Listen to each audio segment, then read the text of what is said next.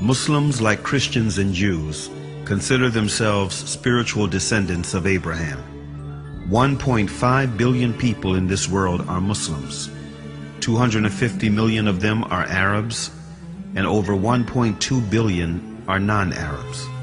There are Chinese Muslims, European Muslims, American Muslims, Latino Muslims.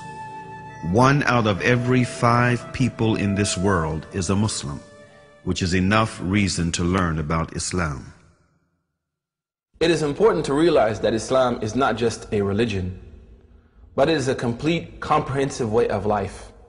It's not something that we only do on Fridays, but it carries over into our workplace, our families, our communities, and our friends. Linguistically, in the Arabic language, the word Islam comes from the root word salama. And from this root, you can have 3 different words with 3 different meanings.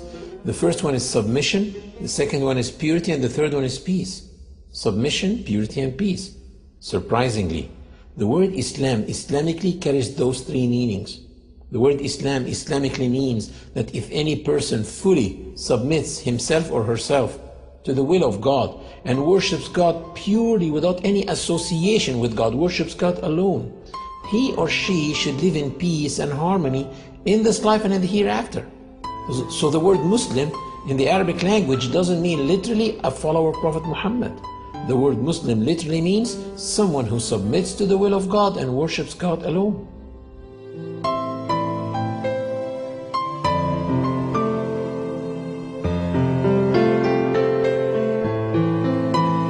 Muslims feel they are in harmony with the universe because the Quran mentioned several times that everything around them is submitting to the law of God and worshiping Him, while they are also worshiping and submitting to God.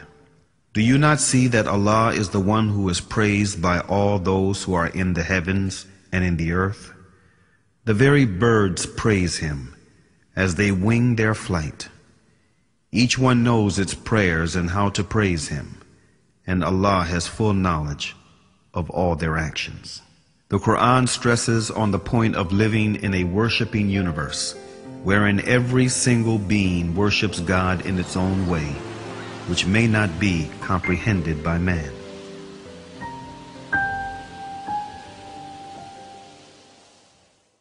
The Quran says, "The 7 heavens, the earth, and all beings therein declare His glory. There is not a single thing that glorifies Him with His praise, but you do not comprehend their hymns of His glory." These verses become very inspiring for me when I hear the birds twittering early morning or at sunset. I say, oh my God, can this be their 2 prescribed times of prayer? Or when I go to the lake and I see the ducks swimming in a V shape like that, I say, can this be a congregation prayer that they do? And this duck in the front, can it be the Imam duck? I look at the creation like musicians in a concert. Each one is playing one instrument, but at the end, all of them are contributing to the same tune. The universe is in harmony.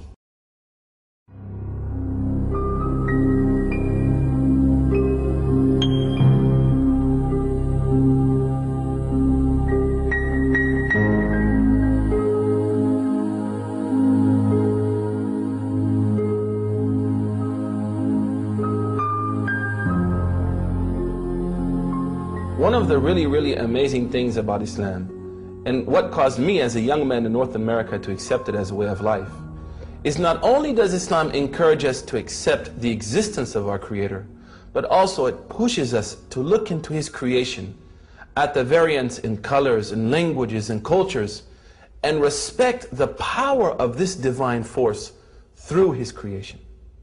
One of the most basic facts in Islam and most important beliefs is that there is a Creator.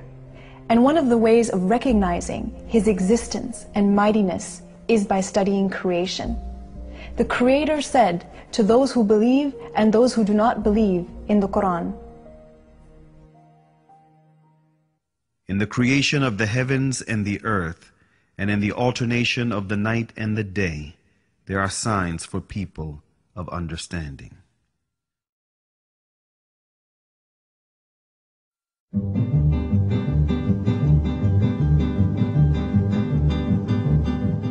After deep thinking, many ancient and modern philosophers reached the fact of the existence of a supreme being who created this universe and is maintaining it continuously.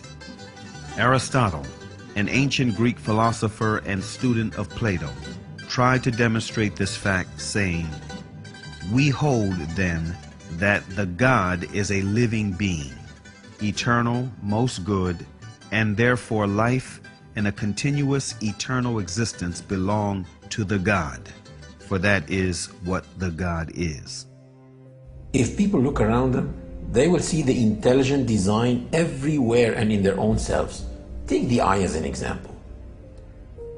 The light reflects on the object and then reflects on our eye retina, where it is transferred into pulses to a place in the brain called the center of vision. And it is probably one of the darkest places in the human body because it is completely insulated from light. It never saw the light. And all the images that we view in our lives are formed in this part of the body, the center of vision. We see all these bright, sharp, three-dimensional images in this part of the body, while thousands and thousands of engineers in TV factories are trying to come up with an image as sharp, bright, and clear, but still they cannot. And if someone claimed that TVs that we have at home just came by chance, atoms accumulated and made those TVs, no one will believe it. But still, some people believe that the vision system came by chance. Same applies for hearing, taste, the way kidneys work, the way livers work, etc., etc. The Creator said in the Quran, "Were they created without a creator, or were they their own creators?" René Descartes, a noted French philosopher and one of the most influential thinkers of modern times, was led to belief in God through doubt. He doubted that there is God, but doubt meant to him that he thinks, which in turn meant that he exists, which therefore meant that he was created. And since he did not create himself, therefore someone else must have created him, and that one should be the source of life.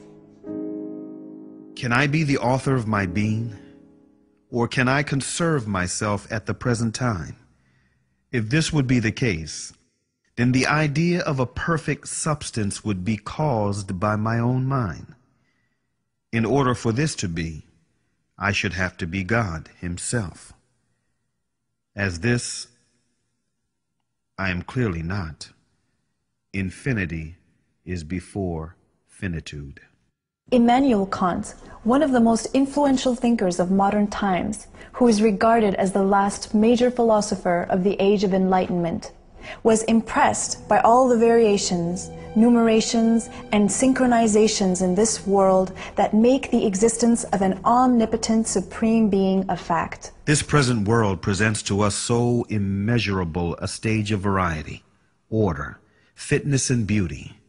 Whether we follow it up in the infinity of space or in its unlimited division, that even with the little knowledge which our poor understanding has been able to gather, all language, with regard to so many inconceivable wonders, loses its vigor, all the numbers their power of measuring, and all our thoughts their necessary determinations, so that our judgment of the whole is lost in a speechless but all the more eloquent astonishment.